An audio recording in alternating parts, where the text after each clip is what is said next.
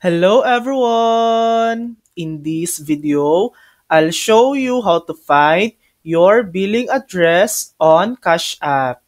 First, open Cash App on your mobile device. Tap the profile icon in the top right corner to access your settings. Next, go to Personal Information, where you'll see your legal name and below it your address. Tap the address option, and here you can view your current billing address, update it, or add a new one.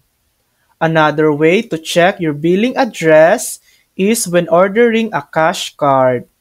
During the order process, Cash App will display the billing address associated with your account. You can confirm it or add a new one if needed. And that's it. That's how you find your billing address on Cash App. Thanks for watching. If this video helped you, please like and subscribe for more helpful tutorials.